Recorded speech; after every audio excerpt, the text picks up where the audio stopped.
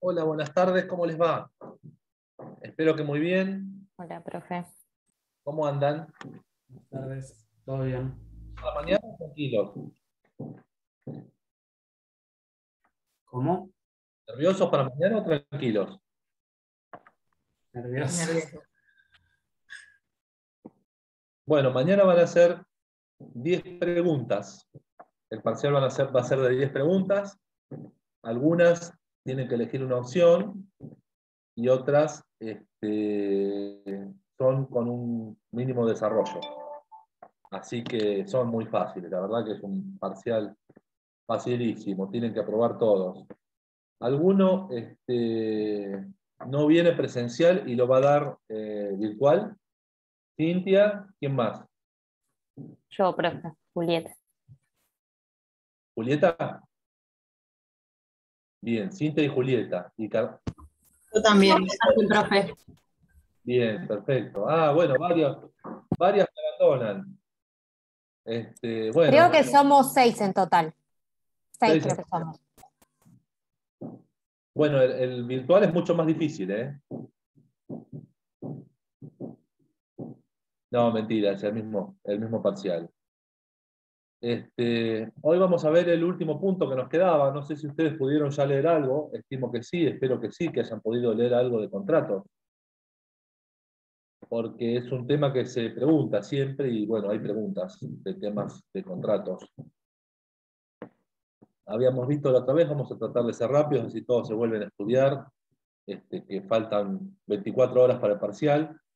Vimos que la administración pública se manifiesta a través de hechos, positivos o negativos, de hacer o no, de no hacer. De hecho, el silencio administrativo es un hecho con consecuencias jurídicas, por omisión, ¿no es cierto? Un hecho negativo, una acción negativa, no hacer, un no hacer. Atención con ese tema, que siempre el silencio entra en silencio y vías de hecho, artículos 9 y 10 de la ley siempre entran. Se manifiesta a través de hechos, que son operaciones materiales, a través de actos administrativos, que ustedes ya conocen muy bien, saben muy bien del régimen de impugnación de los actos administrativos, de los elementos, etcétera, etcétera. Se manifiesta a través de reglamentos, que también son actos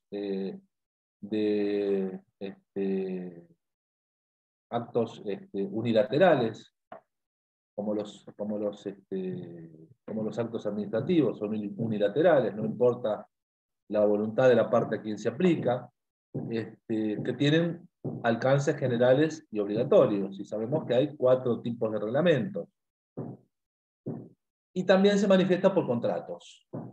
Los contratos son actos bilaterales, actos que requieren del consentimiento de la otra parte. ¿Esto para qué? Para satisfacer el interés general en forma directa o indirecta.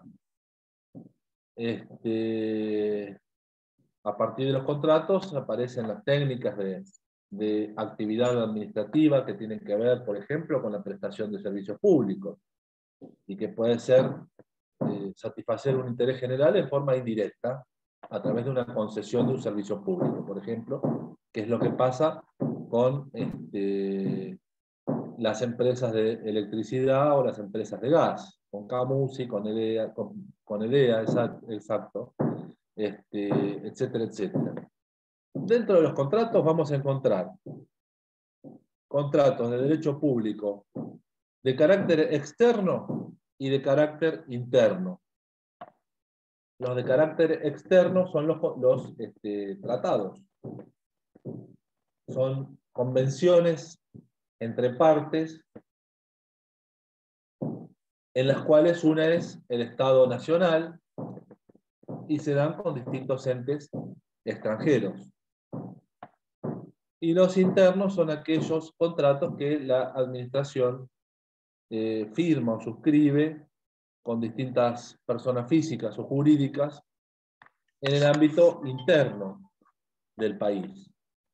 Y ahí aparecen 2 tipos de contratos, los que la doctrina llama civiles los contratos civiles de la administración o los contratos de derecho privado, pongámosle, en los cuales la administración actúa como un particular más,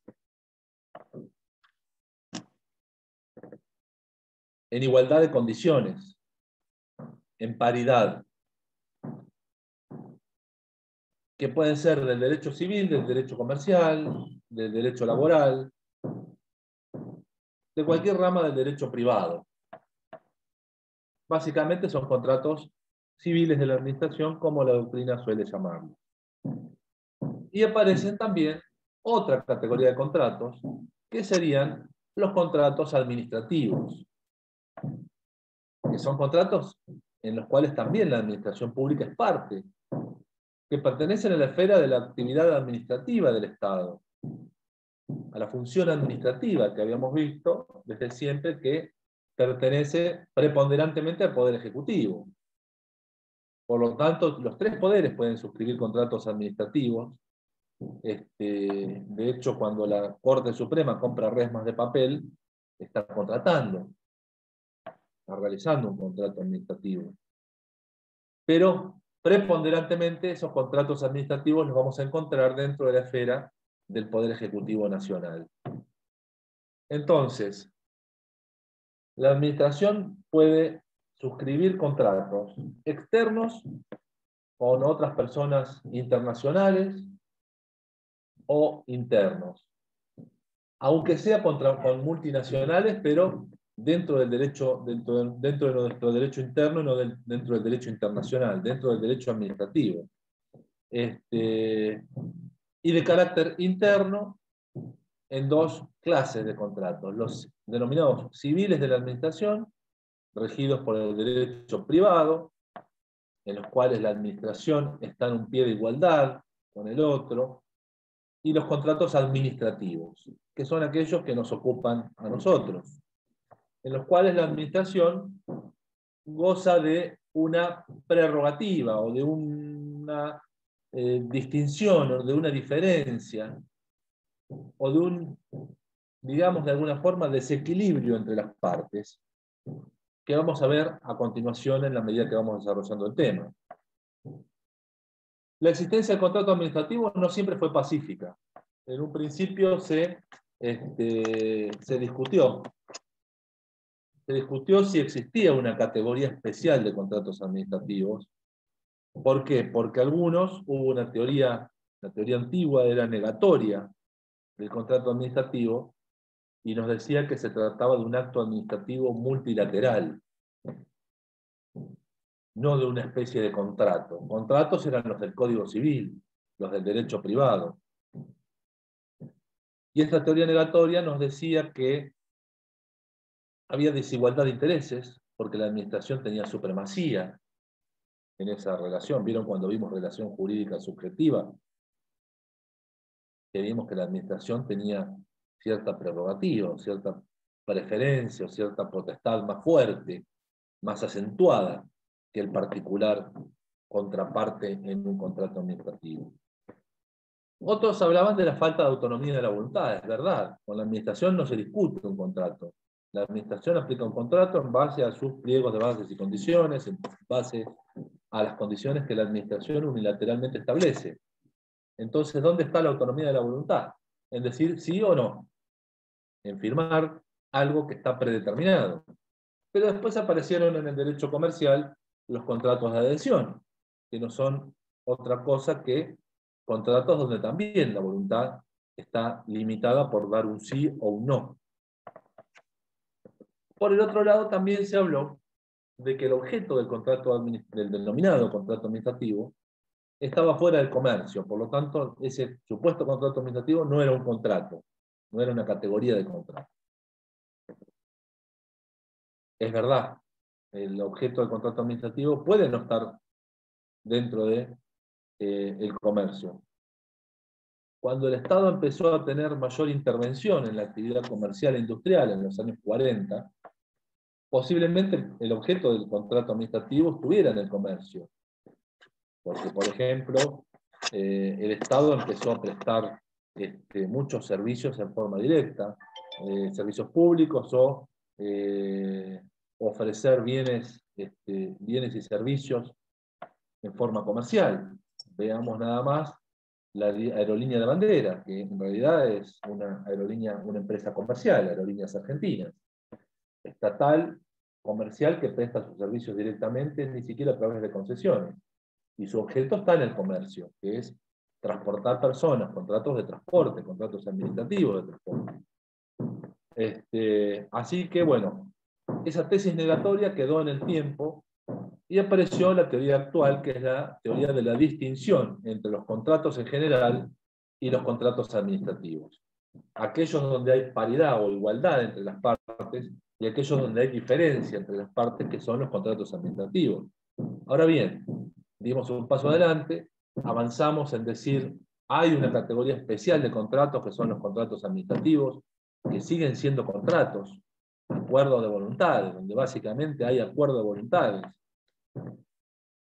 Avanzaremos después del parcial, si queda alguno en la comisión, si no, la comisión se cierra hasta el cuatrimestre que viene, si no queda ninguno después del parcial, en la cuestión de la función pública. Y debatiremos ahí si la función pública es un contrato administrativo o no. Si esa relación entre el empleado público y el Estado es un contrato administrativo o no, o es un acto de imperio.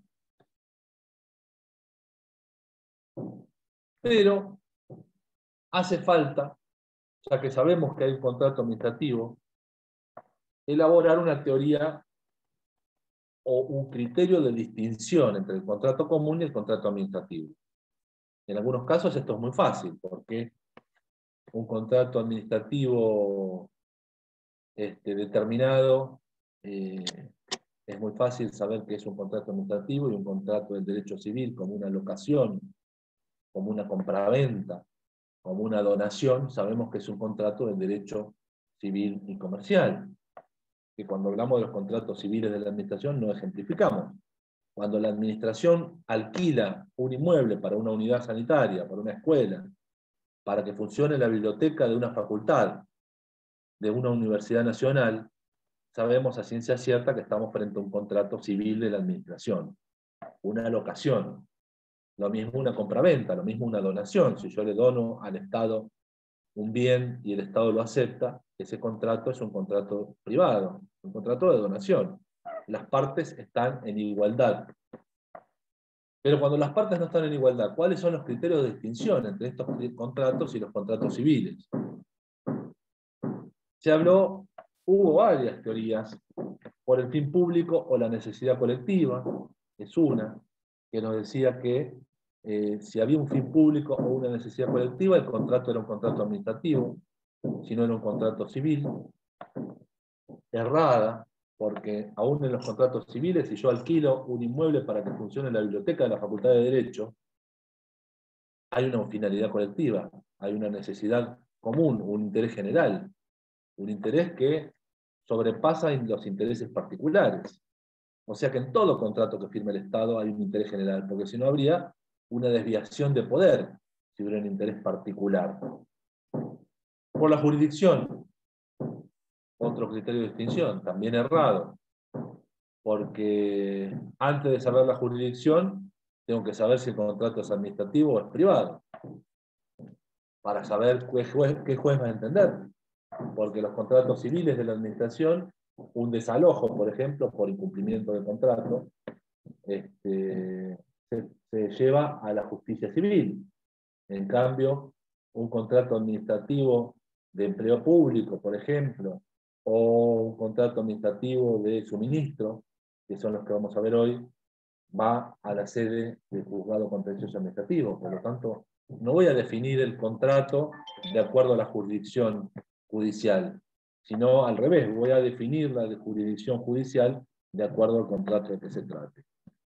Por definición de la ley, esta es insuficiente porque la ley define algunos contratos y dice esto es un contrato administrativo, como la ley, por ejemplo, de obra pública, dice el contrato de obra pública es un contrato administrativo. pero la ley no define a todos los contratos administrativos, porque los contratos administrativos pueden ser típicos, atípicos, nominados, innominados, de acuerdo a que estén regulados por la ley o no. Si no están regulados por la ley, igual pueden ser contratos administrativos, y pueden ser nominados o innominados, que es otra clasificación, de acuerdo a si tienen existencia en la jurisprudencia o en la doctrina o no. Por lo tanto, puede haber contratos administrativos típicos o atípicos, nominados o innominados. Entonces, la ley no define a todos los contratos administrativos. Otra tesis, también equivocada: uno de los contratantes es la administración. Sí, es verdad. No hay contratos administrativos si no está la administración. Pero no en todos los contratos en los que está la administración son contratos administrativos.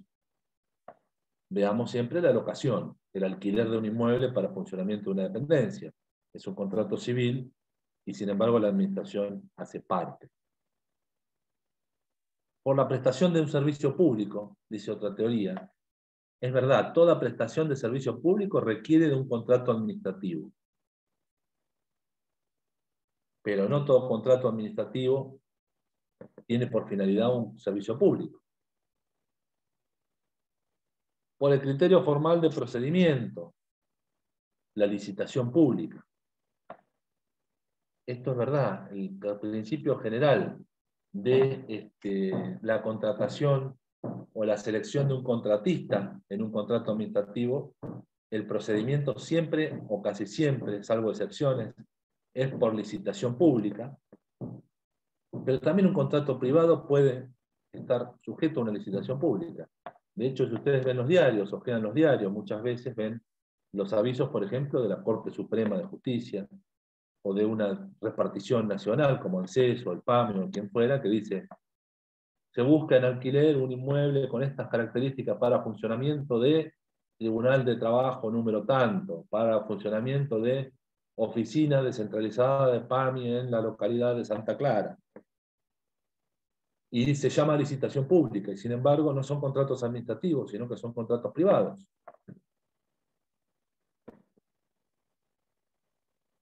Por la teoría de la doble personalidad del Estado.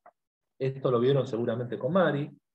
Antes se hablaba de que el Estado tenía dos personalidades, que actuaba como una persona de derecho público y una persona de derecho privado, que había actos administrativos de índole, actos de administración y actos de gobierno, que en los actos de administración el Estado actuaba como un particular y creaba la doctrina del fisco como una ficción que representaba al Estado, al patrimonio del Estado, y hablaba de la otra teoría, del poder público, del poder soberano, que tenía una personalidad de derecho público, a diferencia de la otra personalidad de derecho privado.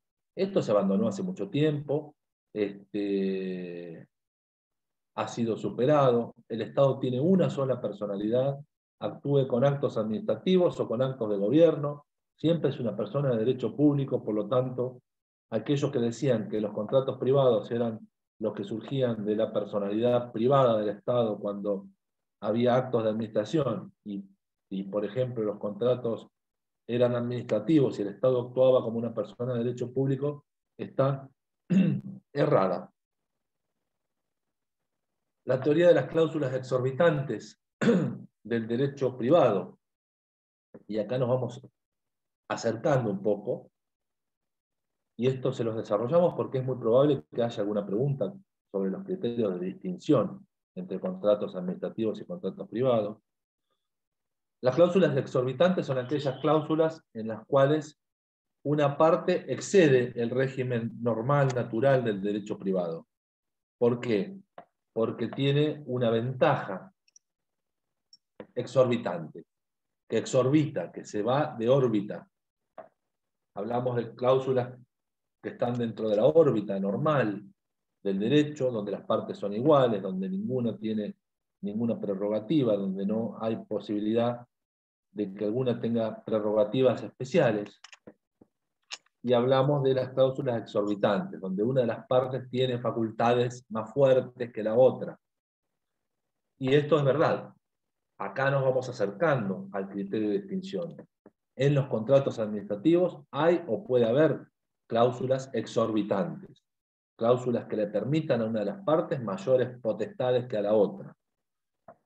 Sin embargo, esa definición es incompleta y la doctrina ensayó una definición tal como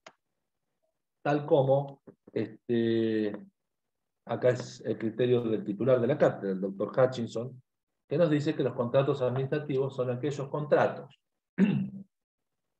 regidos por el derecho público, a diferencia de los contratos privados que se rigen por el derecho civil o el comercial, o el laboral.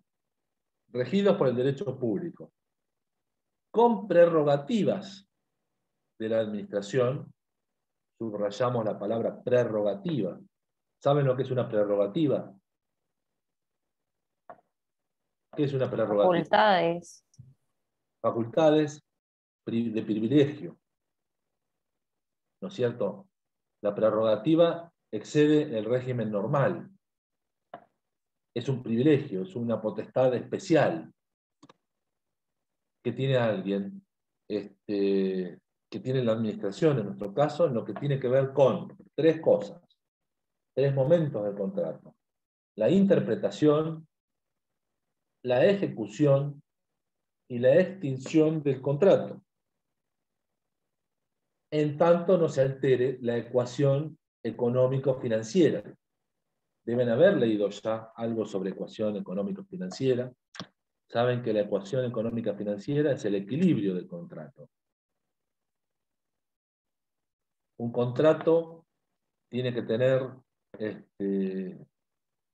un determinado equilibrio para ser posible o pasible de firmar un contrato a alguien y que tenga una mínima previsión de lo que le va a pasar en su mundo jurídico con un contrato celebrado. Y no algo que me sorprenda como algo absolutamente inesperado, porque alguien me lo modificó a su gusto y piacere. Entonces el contrato, la ecuación económica financiera es una previsión del equilibrio del contrato. Por lo tanto, contrato administrativo, contrato del derecho público, con prerrogativas, con facultades extraordinarias a favor de la administración en cuanto a la interpretación, ejecución y extinción del contrato, tratando de no alterar o en tanto no se altere la ecuación económico-financiera. ¿Esto qué quiere decir? Que se puede modificar el contrato ma non troppo, como sería en italiano, ma non troppo, pero no tanto. No tanto para llegar al punto actual de que si el particular hubiera sabido, no hubiera firmado el contrato. Por lo tanto, el particular cuando firma el contrato con la administración, conoce las prerrogativas de la administración y sabe que puede tener que soportar modificaciones en ese contrato. Pero esas modificaciones no tienen que alterar esa confianza que tuvo el suscribir, ese equilibrio que tiene que tener todo contrato. Y ahora vamos a ver cuáles son esas cláusulas exorbitantes, esas prerrogativas a favor de la administración. Por definición, los contratos pasaron a ser o a ostentar de una relación de subordinación, donde prácticamente el contratista era un castigado por el Estado en virtud de las fuertes potestades de la administración y en virtud de verse al contratista como un súbdito del Estado, se pasó a una imagen de colaboración, a una relación de colaboración. Hoy se entiende que el contratista es un colaborador del Estado. ¿Por qué? Porque le permite realizar al Estado prestaciones o servicios que sería complejo que el Estado brinde por sí, o le permite contratar servicios, como el servicio personal, por ejemplo, de prestación personal en un contrato de empleo público. El empleo público que contrata un colaborador del Estado. El empleo público es un colaborador del Estado, un servidor de la comunidad. los contratos administrativos son colaboración de los particulares con el Estado, desde el que me provee una resma, frente a la imposibilidad del Estado de fabricar los bienes que necesita para cumplir sus fines, porque si no tendríamos que tener un Estado comunista, donde toda la producción fuera del Estado, hasta las nuevas tendencias de los contratos de participación público-privada, los PPP, que les llama, participación público-privada, que son los contratos de concesión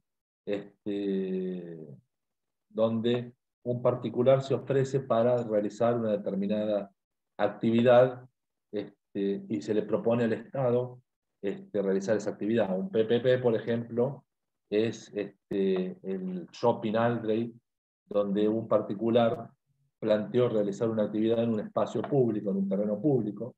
El Estado puso las tierras y el particular puso toda la expertise y toda la actividad comercial que conforma, por ejemplo, un centro comercial. Lo que puede ser remodelar un hotel del Estado, como el hotel provincial, participación público-privada. El particular se presenta, bueno, en su caso hubo una licitación. Eso es una concesión de la explotación de un espacio, de un bien público. Pero el PPP tiene que ver con el régimen de la iniciativa privada, donde se invierte la acción, el accionar, y no es el Estado el que llama a licitación para la prestación de un servicio, para realizar una actividad, sino que es el particular el que se la propone al Estado. Yo me ofrezco para, por ejemplo, refaccionar el inmueble municipal que está clausurado de la calle 11 de septiembre y La Rioja, a cambio de su explotación por determinada cantidad de años. Eso puede ser una iniciativa privada. Si no, es el Estado el que llama a licitación para la concesión o para llevar adelante un contrato administrativo. Contrato, como decíamos, es un acuerdo de voluntades, como cualquier contrato civil, que la administración ejerce esas prerrogativas en cuanto a la interpretación, ejecución, extinción, que si no fuera por estas prerrogativas del Estado, tendría que resolver el juez. En un contrato privado, si hay que interpretar el contrato, hay que ir a la justicia. Si hay que exigir el cumplimiento del contrato, hay que ir a la justicia. Y si hay que extinguir el contrato, ponerle fin al contrato, si no hay acuerdo de voluntades, hay que ir también a la justicia.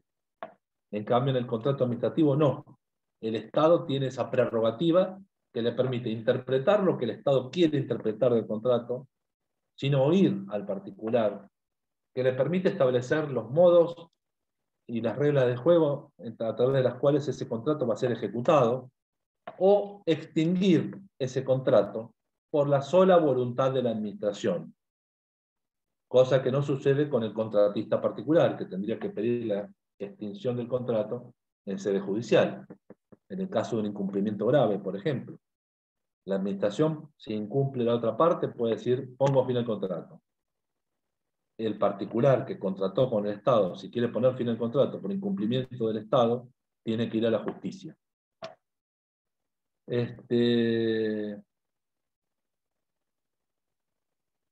Aún se producen estas prerrogativas cuando el Estado, cuando el particular tenga derecho a un resarcimiento. Si hay causa para poner fin al contrato, para extinguir el contrato, no. Si no hay causa, el particular tiene un derecho a resarcimiento, que es lo que se llama la teoría del hecho del príncipe, es decir, la teoría de la actividad estatal. En el caso, pónganle que el Estado haya concesionado un servicio público y quiera retomarlo. Pónganle que el intendente Montenegro, el día de mañana, diga, se terminaron los colectivos, la concesión de transporte público, la municipalidad va a prestar el servicio de transporte, puede rescindir ese contrato en lo que se llama rescate del servicio público, pero obviamente tiene que indemnizar, resarcir a la empresa casi monopólica que hoy tenemos que presta el servicio de colectivo. Los elementos del contrato son muy fáciles, véanlo ustedes, la clasificación de los contratos.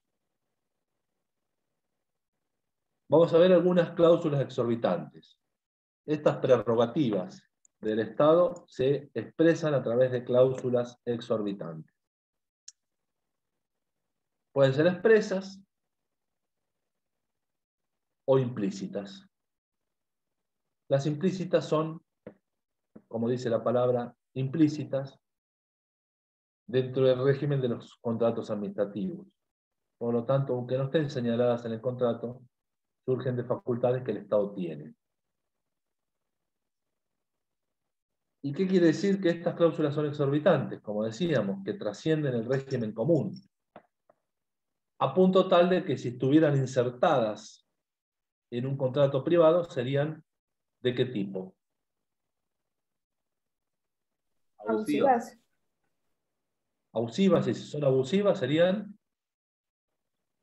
nulas. Nulas. Bien el resto.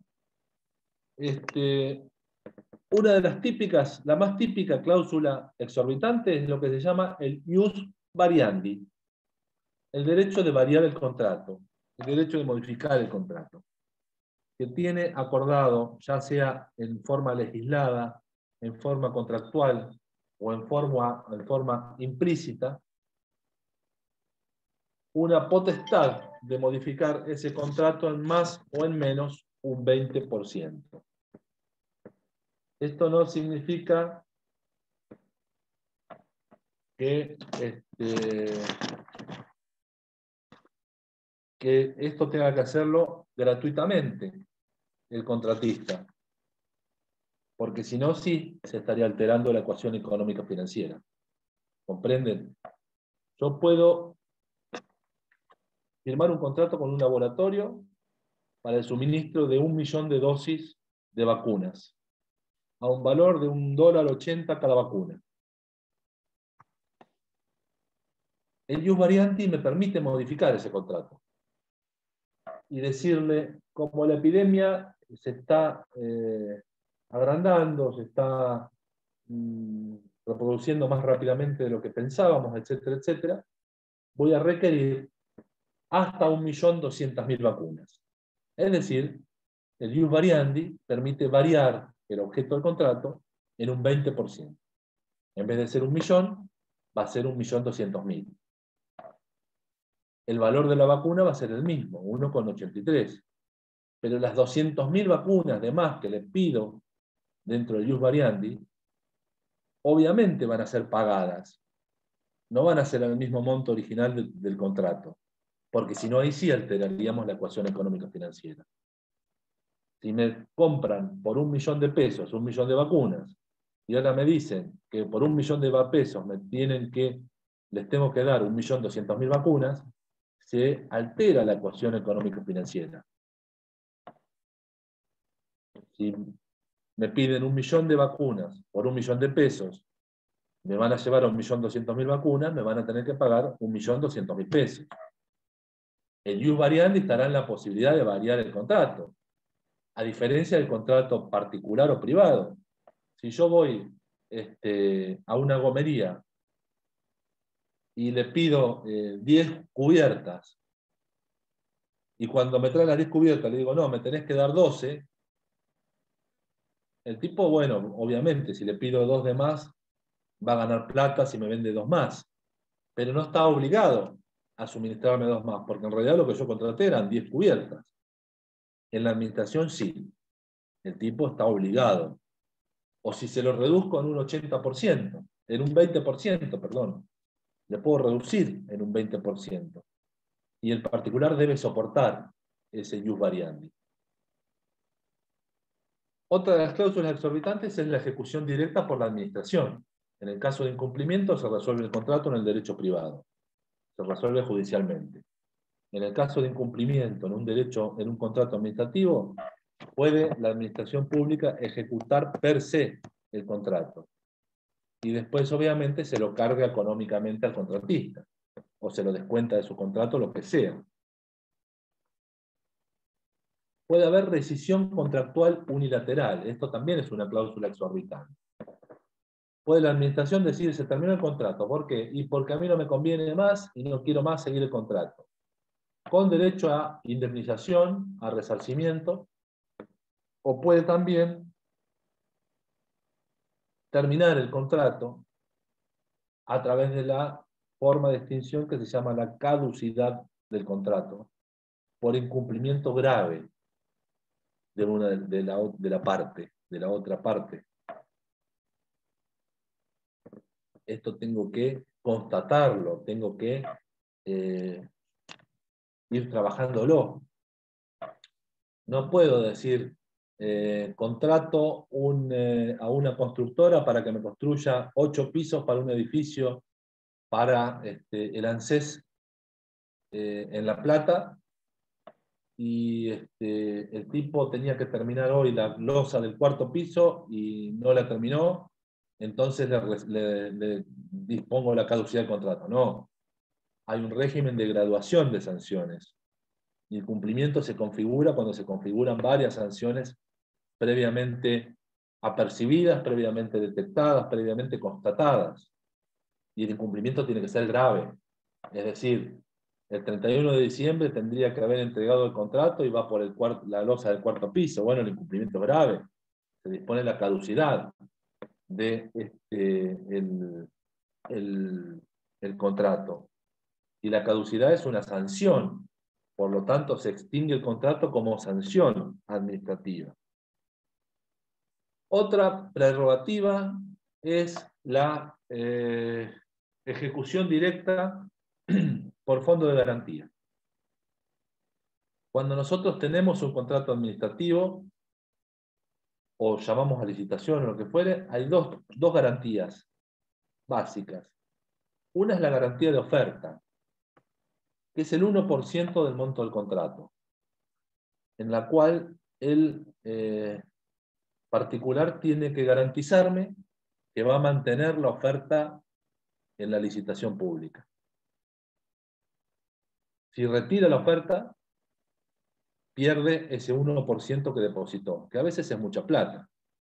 Por ahí dentro del negocio que era el contrato no es mucho, porque es el 1%. Pero pónganle que yo tengo 4 empresas constructoras que se presentan para construir el 10.º piso de la Facultad de Derecho de la Universidad de Mar del Plata, edificio que todos conocemos, donde mañana nos vamos a encontrar con la mayoría de ustedes.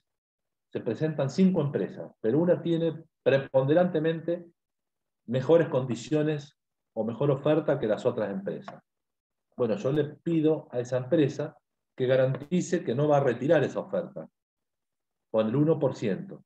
Si la empresa retira esa oferta, pierde el 1%. Es una forma, es una especie de resarcimiento o multa a favor del Estado. Puede ser que la empresa se retire, que yo me presente en varias licitaciones y gane varias, y después me quedo con la licitación que más me conviene. Si tenía que construir la losa del 10.º piso de la Facultad de Derecho de Mar del Plata, o tenía que construir un edificio de 10 pisos para el ANSES en la capital, Ciudad Autónoma de Buenos Aires, obviamente retiro la oferta de acá porque me conviene irme con mi empresa a Cava. No a Cava Federal, a Cava Buenos Aires. No los tengo vistos de Cava Federal a ninguno de ustedes. Son más de la cerveza, me parece. Nadie dice nada. ¿Qué otra? La no aplicación del pacto comisorio. La exceptio non ad impletu contractus. Y es lo que me permite no cumplir mi parte si la otra parte no hubiera cumplido la suya. En el derecho privado. Acá no. Acá si el Estado no cumple, no está habilitada la parte a incumplir sus obligaciones. Tendrá que demandar judicialmente. En cambio, si la empresa no cumple, el Estado no solo no tiene que demandar judicialmente, sino que puede hacer cumplir el contrato por terceros o por sí, ejecutando la garantía. Ah, perdón, me quedé con una sola garantía, que era la garantía de oferta. Hay una garantía de oferta, 1% para garantizar que mantengo la oferta en la licitación, pero a su vez hay una garantía de contrato. Cuando yo firmo el contrato con el Estado, tengo que depositar en dinero, en títulos, en valores, en lo que sea, en bienes o lo que fuere, una garantía del monto total del contrato. Si la obra del edificio construir sale 10 millones de dólares, yo tengo que garantizar con 10 millones de dólares. Si licito y gano la explotación de un chiringo en Santa Clara del Mar, tendré que darle al intendente de Mar Chiquita una garantía de contrato del mismo valor que la licitación del balneario, es decir, la mensualidad, el canon anual por los años de concesión de todo el tiempo de concesión. Y eso, en la medida que voy cumpliendo el contrato, se me va reintegrando o se va reduciendo la garantía de contrato. ¿Y esa garantía para qué sirve? Como dice la palabra, para garantizar el cumplimiento de mi obligación. Si yo no cumplo con mi obligación, el Estado va a ejecutar esa garantía. Si yo no pago el canon por explotar el chiringo en Santa Clara del Mar, el Estado me va a ejecutar lo que yo dejé en garantía. Si yo no cumplo con la construcción de la losa del 10º piso de la Facultad de Derecho, el Estado con esa garantía va a contratar a un tercero y lo va a hacer ejecutar en mi lugar. La elección del contratante puede ser por distintos procedimientos. Por licitación pública, licitación privada, contratación directa o concurso. La licitación pública es la norma general. Licitación pública es un llamado abierto, que puede ser nacional o internacional, para la presentación de ofertas en una licitación dada. Se establece un pliego de bases y condiciones. A través de un acto administrativo se llama licitación para la presentación de ofertas. Hay venta de pliego. Para participar de la licitación hay que comprar el pliego. Hay que presentarse. Quien no compra el pliego no se puede presentar. La presentación es ni más ni menos que una oferta, una propuesta económica, técnica, de acuerdo al tipo de licitación que sea, porque puede ser muy distinto a una licitación de otra. Yo puedo licitar 100.000 camisetas para los Juegos Deportivos Bonaerenses en la provincia de Buenos Aires, y ahí se terminó el contrato con la entrega de las camisetas, con el logo o lo que fuere. O puedo licitar la construcción de un edificio, o puedo licitar la concesión de un balneario. Estas tres cosas son absolutamente distintas y hablamos de tres contratos administrativos totalmente distintos en sus regímenes. Pero en todo caso, en los tres deberá haber licitación pública. Esto es selección pública y abierta de oferentes. ¿Para qué? Para saber cuál es la oferta más conveniente para firmar el contrato. Me voy a quedar con la mejor oferta. La oferta más conveniente, o con lo que me diga la ley que me tengo que quedar. Si compro las remeras, se las compraré a la oferta más barata. Si licito un balneario, a la oferta más conveniente. ¿Qué es conveniente? Es un término indefinido. Lo que es más conveniente para mí, quizá no sea lo más conveniente para vos. Yo puedo decir, en el balneario Waikiki, licito un balneario de naturaleza, de construcciones desmontables, de bajo impacto ecológico, o licito un polo comercial con un shopping y con una disco. ¿Qué es mejor? ¿Cuál es la oferta más conveniente? Vos me vas a decir, la oferta más conveniente es la disco y el shopping porque me paga mucho más de canon. Y yo te puedo decir, es más conveniente para la tesorería municipal, pero no es más conveniente para la ciudad, porque yo prefiero una actividad de bajo impacto que preserve las áreas naturales de la costa a una explotación comercial de cemento. Esos son criterios políticos. La otra licitación, en esta licitación pública, bueno, vean el procedimiento, hay un acto de llamado a licitación pública, de fecha tope para presentación de las ofertas, una fecha de apertura de las ofertas, donde todos los oferentes van a estar presentes cuando se abran los sobres en los cuales van a estar la oferta. Va a haber una comisión evaluadora de ofertas que va a elaborar un dictamen no vinculante, sugiriendo un orden de prioridades en el momento de adjudicación. ¿Qué es la adjudicación? Es el acto administrativo mediante el cual se selecciona el co-contratante. Se le adjudica el contrato. Se lo elige adjudicándole el contrato, y por lo tanto, una vez que se le adjudica el contrato por un acto administrativo, que es un acto administrativo unilateral, se va a firmar el acto administrativo bilateral, que es el contrato administrativo. Cuando las partes están en el acto de apertura de sobres, ¿qué van a tener frente a la administración pública para hacer valer sus derechos a la legalidad objetiva? A ver si entendimos las clases anteriores.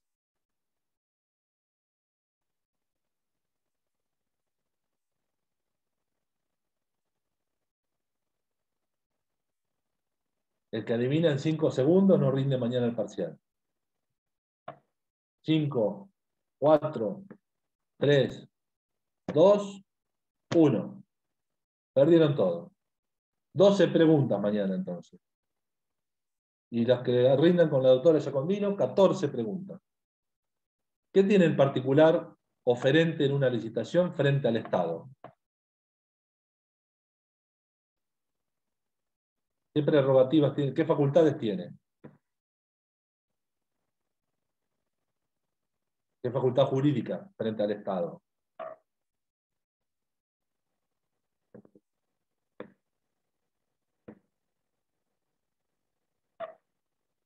Venimos mal para mañana, ¿eh? No sé si no suspendemos y vamos al recuperatorio directo. ¿Qué vimos que tenía el oferente de una licitación?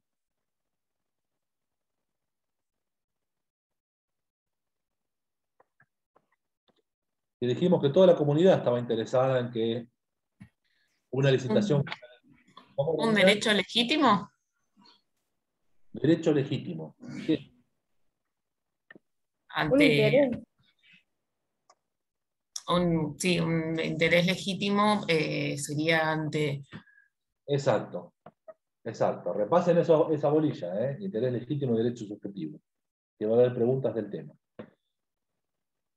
La licitación privada, a diferencia de la licitación pública, es una licitación donde los oferentes se presentan por invitación. Yo digo, necesito hacer la fiesta del mar. En la fiesta del mar voy a hacer un agasajo o necesitamos hacer el festival de cine. Ahí está. Necesitamos hacer el festival de cine. ¿Qué es cuándo el festival de cine de Mar del Plata? Noviembre, generalmente. Noviembre, bravo, noviembre. En noviembre, este noviembre va a haber un festival de cine. Austero, muy austero, pero necesitamos cubrir un cóctel para los invitados al acto de apertura. ¿Qué hacemos? Dijimos que el contrato administrativo era un contrato de colaboración. Por lo tanto, necesitamos que alguien colabore proveyéndonos el cóctel para, o el vino de honor, o lo que fuere, para la apertura del festival. ¿Cuánto vale? Y vale tanto, nos dice la tesorería del Instituto Nacional de Cine y Artes Audiovisuales. O, si lo paga Marcelo Marán, la dirección del Teatro Auditorium. Depende de quién invite el cóctel. O el municipio se invita al intendente Montenegro a ese cóctel. Depende de quién sea. Va a ser un régimen distinto de contratación. Pero sabemos que el cóctel sale, por ejemplo, 350.000 pesos. Y consta de, bueno, un servicio de saladitos, calentitos, sanguchitos fríos y bebidas. De acuerdo al monto, yo puedo decir esto corresponde a una licitación pública, cuando el monto es más grande. Entonces tengo que decir, el Instituto Nacional de Cinematografía y Artes Audiovisuales llama a licitación pública para prestar el servicio de cóctel, acto de apertura del Festival Internacional de Cine de Mar del Plata. Día y hora, tal y tal, lugar, foyer principal del Centro Provincial de las Artes, Teatro Auditorium, Mar del Plata. Entonces se presenta cualquiera, es un llamado abierto. Ahora, si el monto es menor de lo que la ley me establece, yo hago una licitación privada. ¿Y qué hago? Llamo a el Sanguchito Loco, llamo a Ochoa y llamo a Álvarez Argüelles. Les mando una carta invitándolos a presentarse a una licitación privada. Los que se pueden presentar son los invitados. Pero después el procedimiento es igual. Hay un acto de apertura de sobre, de ofertas, hay una comisión evaluadora y hay un acto de adjudicación en base al dictamen de la comisión no vinculante de la comisión evaluadora. Puede ser licitación, contratación directa. Por ejemplo, nuestra decana, la doctora María del Carmen Ortega,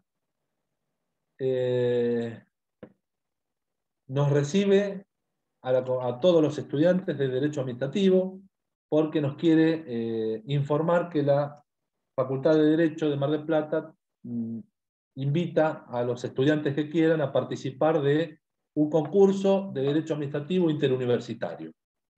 Y Maica dice, bueno, vamos, ¿cuántos son los alumnos? Lo llama el doctor Herrera, la llama la doctora Giacondino, la llama la doctora Sánchez Herrero, dice, bueno, ¿cuántos alumnos traen de las comisiones? Y van a ser 50 alumnos.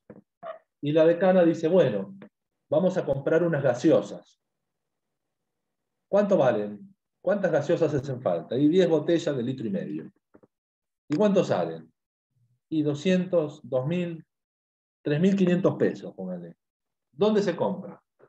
Y en el supermercado Toledo. No vamos a hacer una licitación pública ni privada. Y eso es lo que llamamos contratación directa. ¿Cuál es el criterio para contratar por una licitación pública, una privada, una contratación directa? El monto. El monto. Igual si la decana quisiera hacer una licitación por 10 gaseosas, podría hacerlo, pero gastaría más en procedimiento administrativo que en el acto de contratación. Y después está el concurso. Yo necesito contratar un proyecto ganador para remodelar el aeropuerto internacional de Mar del Plata, que se llama ¿cómo? Astor Piazzolla. Muy bien, Romina, ¿fue? Sí. Exacto. Se llamaba Brigadier de la Colina y la ciudad pidió el nombre de Astor Piazzolla por ser su hijo directo más célebre en el mundo. En el centenario de su nacimiento, ¿no? Necesitamos un concurso para construir un monumento a Piazzolla, pongámosle. Queremos construir un monumento a Piazzolla donde nació, que nació acá, cerquita de nuestra facultad, en Rivadavia y Santiago del Estero.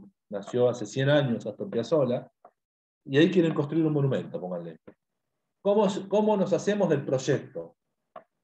No llamamos a licitación pública, llamamos a un concurso. Y ese concurso podrá tener un premio que servirá como compensación económica para el que se presentó. Eso en cuanto a la elección del contratante. En cuanto al control, la administración ejerce un control de 4 tipos en el contrato. Un control material, si cumple o no cumple. Un control técnico, si cumple como está estipulado en el pliego de bases y condiciones. Un control jurídico, si cumple observando las normativas. Por ejemplo, si sus empleados están en blanco y tienen AFIP, tienen tienen AFJP, tienen AFJP. Qué viejo que soy. Si tienen administradora de riesgo, ART. Y un control económico, si paga el canon que tiene que pagar. Ante el incumplimiento, en base al control, ¿qué hay? Una sanción. Aún si no están contempladas en el contrato. Puede ser que en el contrato se hayan pasado el establecimiento de esas sanciones. Y esas sanciones significan la aplicación precisamente de una medida, que puede ser pecuniaria, cuando es en dinero, una reparación en dinero, que es una multa. Hoy tendría que haber entregado las vacunas y no las entregó. Lo que pasó con la Sputnik. ¿La entrega cuándo? Y no sabemos. Bueno, una multa. Pueden ser, entonces, pecuniarias, multa. Coercitivas, la efectiva ejecución del contrato por un tercero o por administración.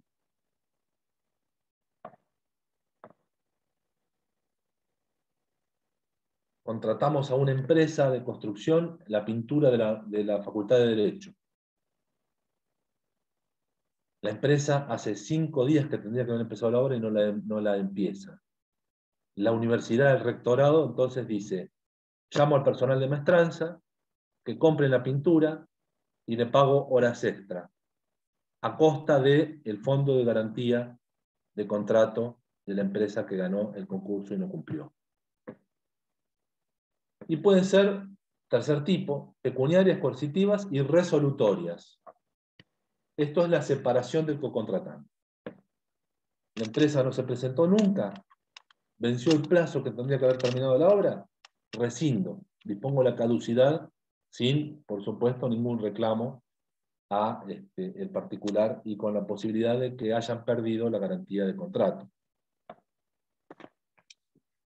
La extinción de los contratos, véanla ustedes, el cumplimiento como modo normal y los modos anormales de extinción del contrato, que pueden ser por interés público, por fuerza mayor, por muerto concurso,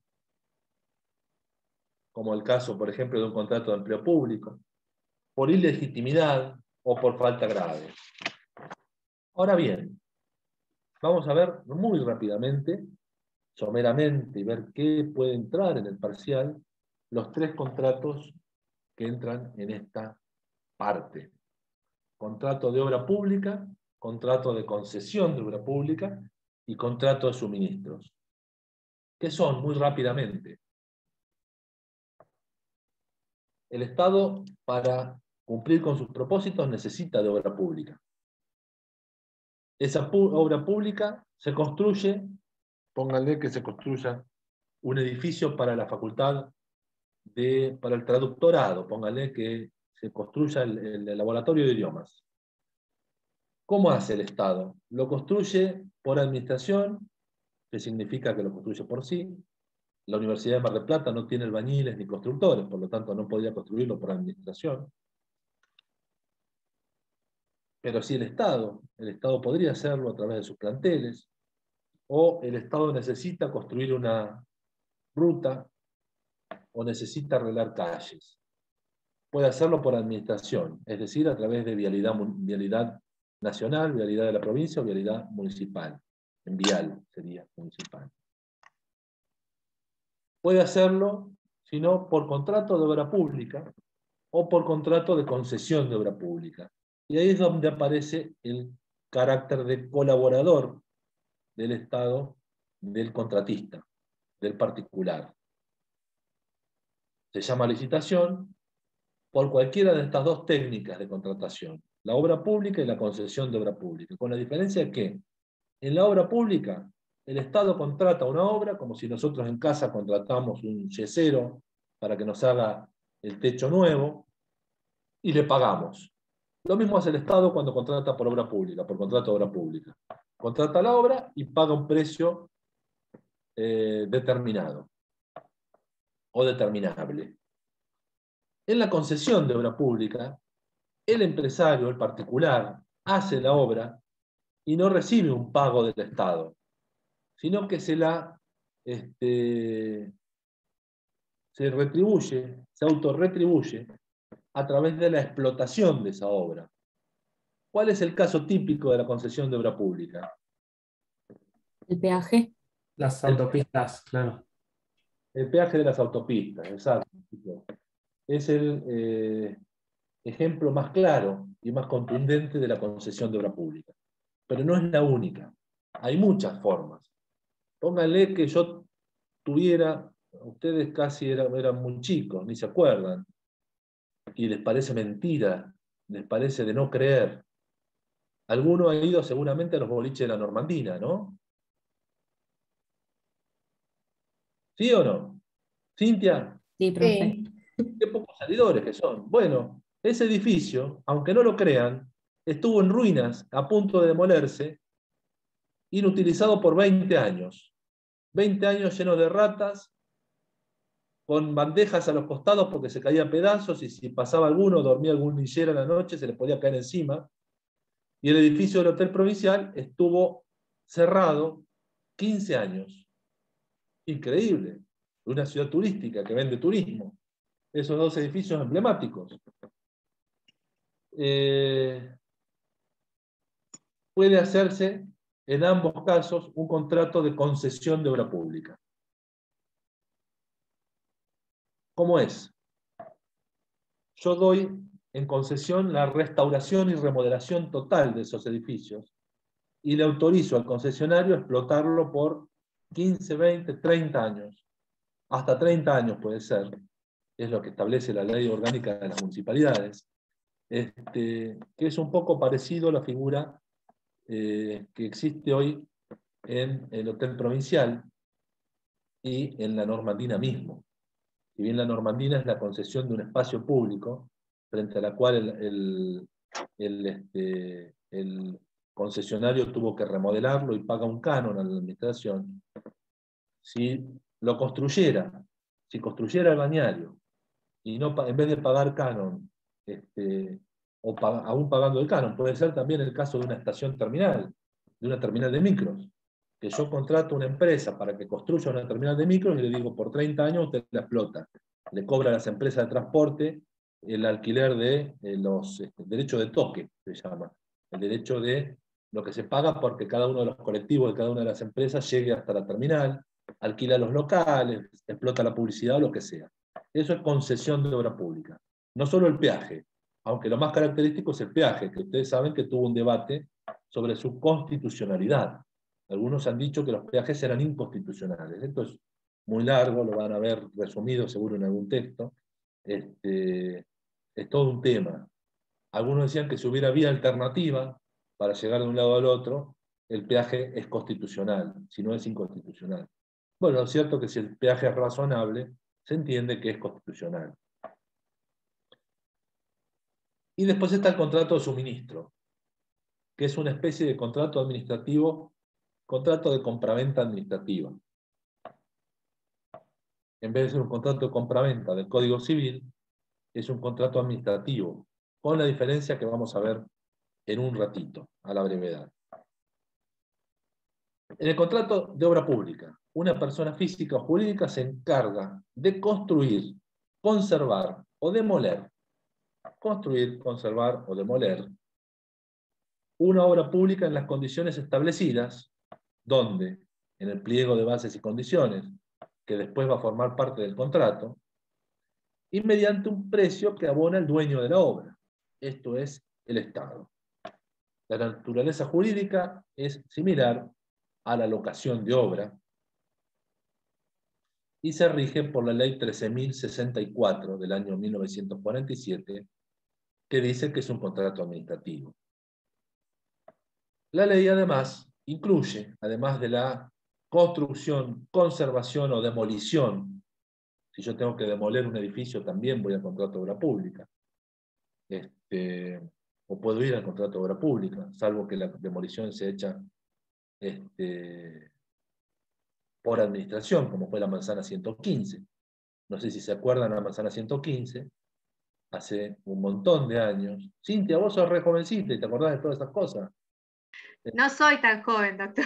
Estoy más cerca de los 40. ¿Sí? Ah, mirá, muy bien llevado. En Buenos Aires y la costa, en Moreno y la Costa había una manzana que se demolió toda en el año 1996, 97, por ahí,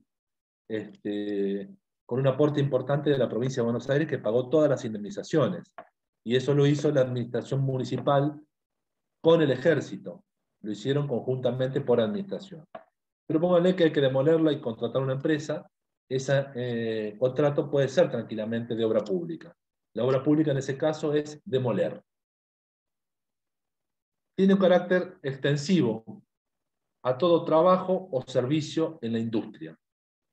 Por ejemplo, si hay que montar una fábrica del Estado, un hangar de aerolíneas argentinas, para reparar aviones, bueno, esos trabajos montados en la industria, también integran el contrato de obra pública.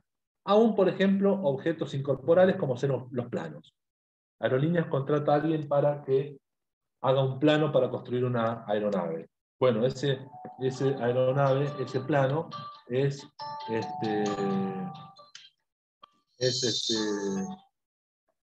un contrato de obra pública. Y es extensivo a convenciones accesorias, transporte, lo que fuera. El plazo es el de la duración de la relación jurídica, cuando lo dice, o es un plazo final o inicial, que puede estar establecido o ser normalmente necesario para la obra. Por ejemplo, el plazo inicial es a partir de cuando el Estado diga y ponga en posesión del predio donde se construye la obra a la empresa. Puede decir al 31 de diciembre se debe entregar el edificio construido, o no puede decir nada, y se supone que un edificio tiene que construirse normalmente en tantos meses. Sistema de ejecución. Atenti que puede haber alguna pregunta. Sistema de ejecución es la forma de pago. Se denomina sistema de ejecución y puede ser de tres ajuste alzado. Hay un precio total fijo e invariable establecido al inicio del contrato, inmodificable salvo por mayores costos. ¿Qué son mayores costos? Es una especie de teoría de la imprevisión, teoría administrativa de la imprevisión. Es decir, se produjo para construir un edificio de la Facultad de Derecho, donde la Facultad de Derecho está, había que hacer 2 pisos de subsuelo para biblioteca y se encontraron con que pasaba el arroyo a las chacras. Entonces hubo que entubar el arroyo y hubo que gastar mucho más en materiales o lo que sea. Hay mayores costos. ¿Cómo se calcula? Ley 12.910. Lo cierto es que yo digo, la Universidad de Mar del Plata aporta 2 millones de pesos para construir un edificio, o el 10º piso de la Facultad de Derecho. Bueno, ajuste alzado. 2 millones de pesos fijos invariables fijados antes, y que se van pagando en la medida que se va construyendo. Precio unitario. Yo pago un precio por metro cuadrado o por unidad métrica de la obra, y se aplica por ítem. Y acá hay 2 tipos. Precio unitario, entonces. Precio unitario puede ser unidad simple o unidad de medida.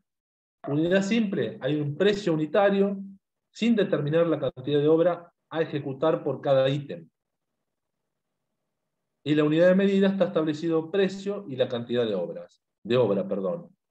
Unidad de medida, precio unitario por unidad de medida, si yo tengo que pintar la Facultad de Derecho. Aunque tiene muchas paredes de ladrillo, pero póngale que hay que pintarla. Nos cotizan 200 pesos el metro cuadrado de pintura. ¿Cuántos metros son? Yo sé cuál es la superficie del edificio de la facultad. ¿Por qué? Porque mido tanto por tanto en cada pared, sumo, y sé que son 700 metros cuadrados que hay que pintar. Entonces hay una unidad de medida. La unidad simple que puede ser, si yo contrato una empresa vial, pónganle que la Municipalidad de General Pueyrredón contrata una empresa para tapar baches. ¿Cuánto vale el metro cuadrado de bache tapado? 100. ¿Cuántos baches hay que tapar? ¿Y cuántos baches hay que tapar? ¿Qué superficie? Y no la sé, porque los baches se van produciendo todos los días. Yo contrato por 5 años una empresa que tapa bache, los baches que se produzcan de acá en adelante va a ser por unidad simple. Y el tercer sistema es de coste y costas. Coste son todos los gastos. Y costa es la utilidad del empresario, o sea, la ganancia, que puede ser una suma fija o un porcentaje. ¿Cuánto vale el metro, la pintura de la Facultad de Derecho? Y son 100 metros, un albañil me cobra tanto dinero para pintar, la pintura vale tanto, el diluyente vale tanto, por lo tanto cada metro me sale 100. Bueno, yo voy a ganar el 10%. 10 por metro cuadrado. Entonces, Si son 1000 metros cuadrados, 1000 por 10, 10.000 pesos más los 1000 de mi comisión son 11.000 pesos. Ese es el sistema de coste y costas.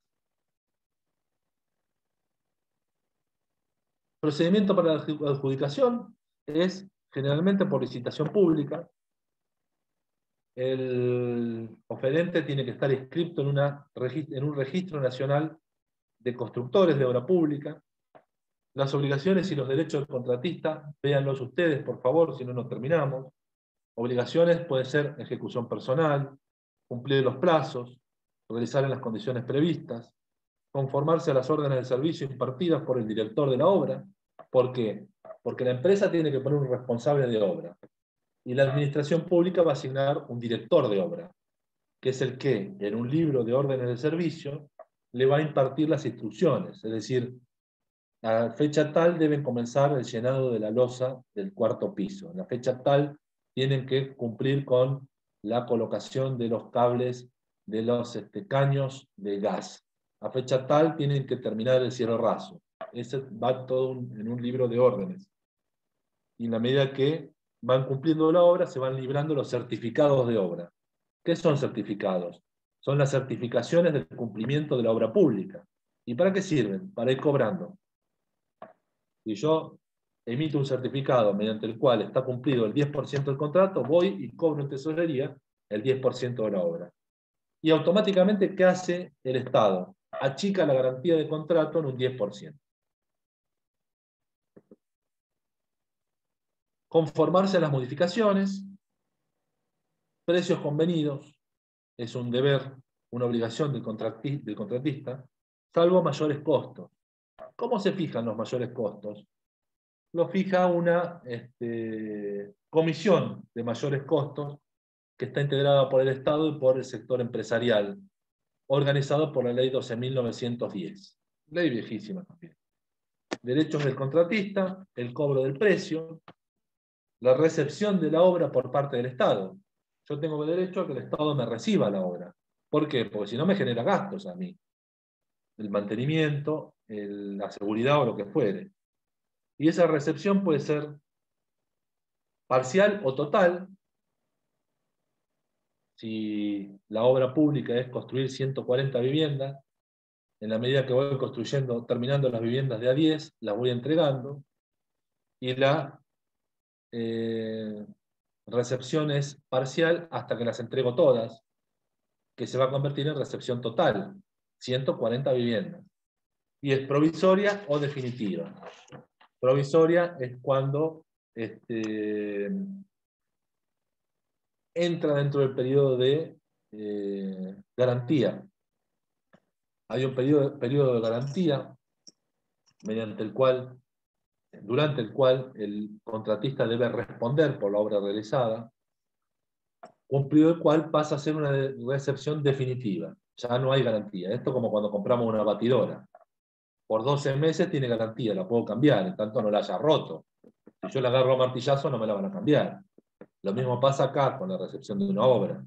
Si yo doy una obra y vienen los piqueteros y la tiran a martillazo en las paredes, no le voy a reclamar al constructor. Se supone que le voy a reclamar al constructor si se cae una pared, si se agrieta lo que sea, si se cae un tanque de agua, lo que sea. ¿Qué más? Concesión de obra pública es una figura que permite a la administración conferir derechos a un particular en condiciones de un acuerdo contractual, por eso es un contrato, con sumisión del concesionario a un pliego hecho por la administración, mediante el cual el concesionario se va a cubrir de los costos por la explotación de la obra. ¿Hasta dónde? Hasta cubrir las cargas del capital, los gastos de la explotación y la utilidad. ¿Cuál es la utilidad? Bueno, básicamente hablamos de que una característica del contrato de concesión de obra pública es el concepto de ser aleatorio. ¿Qué es aleatorio? Que tiene una alia, un riesgo. Si yo, a mí me dan un peaje, a mí me daban el peaje hace 10 años, donde no andaban los trenes, donde no había vuelos, entonces tenía 100.000 autos por fin de semana a Mar del Plata y cobraba el peaje, y después aparece, como pasa ahora, que esto es algo bueno que ha hecho el Estado, modernizar los trenes como los han modernizado. ¿Vieron la cantidad de gente que anda en tren? Todos los trenes llenos vienen a Mar del Plata. Está bien, cobran 600 pesos, es un servicio subsidiado, que es una técnica del servicio público, subsidiado. Pero aparecen los trenes, me ponen un montón de frecuencias de trenes, y a su vez, como pasó con la era Macri, ponen un montón de empresas low cost que cubren Mar del Plata y la conectan con el resto del país. Obviamente, si yo tengo el peaje, en vez de los 100.000 autos que recibía hace 10 años, voy a recibir 40.000. ¿Con quién me quejo? Es un contrato aleatorio. A llorar a otro lado. La naturaleza jurídica es contractual, obviamente, pero en parte es reglamentario. Hay una delegación, lo que se llama una delegación intersubjetiva. Yo firmo un contrato con el concesionario, pero la tarifa que va al tercero ajeno a esa relación es reglamentario. El peaje. ¿El monto del peaje cuál es? El que establece el Ministerio de Obras y Servicios Públicos o de Infraestructura de la provincia. El peaje surge de una relación contractual entre mi concesionario, entre el concesionario y el tercero particular. No es parte de la administración. Cuando yo pago un peaje, no tengo un contrato, una relación contractual con el Estado. Tengo una relación contractual con la empresa concesionaria. Y esa relación es reglamentaria. ¿Por qué? Porque lo que yo pago de peaje no lo negocio yo con el particular, sino que me lo establece el Estado. El plazo puede ser definido en el contrato, suficiente para cubrir el capital y la utilidad. Si el plazo se acortara, habrá subsidios. Y si hubiese alguna alia que lo convirtiera en absolutamente desfavorable, el Estado tiene distintas técnicas. O el subsidio me subsidia, pongámosle que queremos promocionar el turismo Mar del Plata. Y Kicillof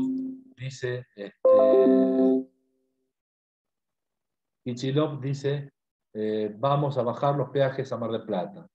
La empresa dice, ¿cómo van a bajar? Me baja a mí, se me modifica el alia, me baja la ganancia que yo tengo y me baja lo que me ingresa para arreglar la autovía 2. Bueno, me dice el Estado, hagamos una cosa u otra.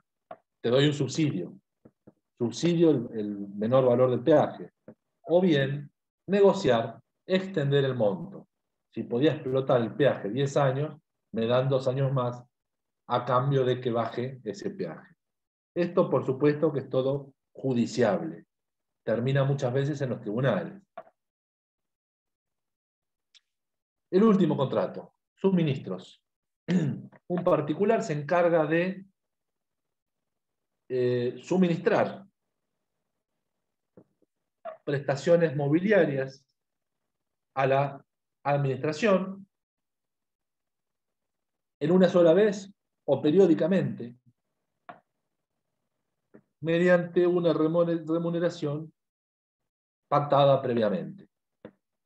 Esas prestaciones van a ser de carácter mobiliario, es decir, mueble, resma de hoja, tóner, computadoras, lo que fuere. Son prestaciones mobiliarias. Si no, estaríamos en el caso de una compraventa. Estamos en el caso de un contrato de suministro. En una sola vez o en periodos sucesivos. Tengo que comprar un radar, una antena para un radar en el aeropuerto Astor Piazzolla de Mar del Plata, licitación pública de suministros que lleva adelante el Ministerio de Defensa de la Nación, teniendo en cuenta que los aeropuertos son de la Aeronáutica Argentina, o necesito que me suministren 2.200 kilos de víveres secos, fideos, arroz, polenta, por mes, para los comedores del Partido General Pueyrredón. Contrato de suministro llevado adelante por el Ministerio de Desarrollo Social de la Nación. En una vez o en sucesivas veces.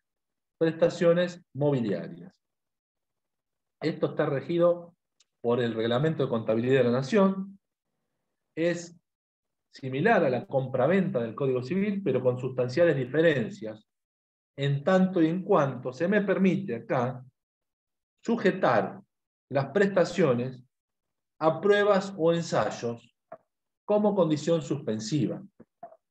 Es decir, si yo compro un paquete de gomitas en el kiosco, no las puedo probar. No puedo abrir el paquete y si abro el paquete y no me gusta, devolverlas y decir no me gustan. Pensé que eran las Mogul y son las Villiquen. Pero sí, cuando el Estado compra, puede sujetar alguna prestación a una prueba o ensayo. Puede ir al laboratorio, si compra, por ejemplo, vacunas, y testear esas vacunas como condición suspensiva. Si no cumple las expectativas tenidas en cuenta, se queda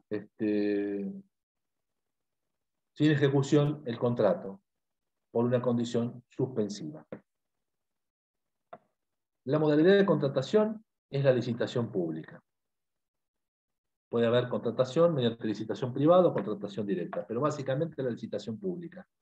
¿Y qué se tiene en cuenta? Se tiene en cuenta primero el precio más bajo. En otras concesiones, licitaciones, la oferta más conveniente, como un balneario, por ejemplo. Acá el precio más bajo. Necesito lapiceras. ¿Cuánto? 1 millón de lapiceras para todo el Ministerio de Defensa de la Nación. ¿Cuánto vale la lapicera? Y esta vale 1.10, la bolita vale 1.05, la Bic 1.40 y la Villiquen 1.10. ¿Con cuál me quedo? Con la bolita, que vale 1.05. Capaz que no es la mejor. Las bolitas son esas, las berretas que uno quiere hacerlas escribir y no escriben. Entonces uno la tira y usa la segunda, y la segunda sirve 2 días y la tira. Y gasta 1 millón de lapiceras en 1 año. Cuando las Bic, que cuestan un 10% más, duran 10 veces más.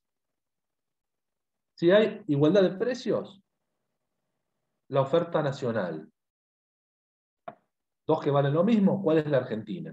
Si son las 2 argentinas, ahí sí, la de mayor calidad. Esto es todo lo que tienen que conocer, más o menos, a muy grandes rasgos, relacionado con contratos administrativos. Yo les diría, vayan rápidamente a leer el tema, a repasarlo, a repasar todos los temas. Tienen 22 horas, péguenle de corrido, no necesitan dormir, son todos jóvenes, se toman un buen café y le meten hasta las 3 de la tarde, donde los vamos a esperar con masa fina, con sándwich de miga, con champán. Eso en el café de la facultad, y si no, los que quieran rendir, en el aula. ¿Alguna duda? ¿Todo clarito? Bueno, chicos y chicas, nos vemos mañana. Mucha suerte. Si llegan a tener cualquier duda de cualquier tema, recuerden que por mis redes sociales estoy activo casi las 24 horas. Así que me consultan por ahí. Chau, chau y mucha suerte. Gracias, nos vemos Hasta mañana. luego.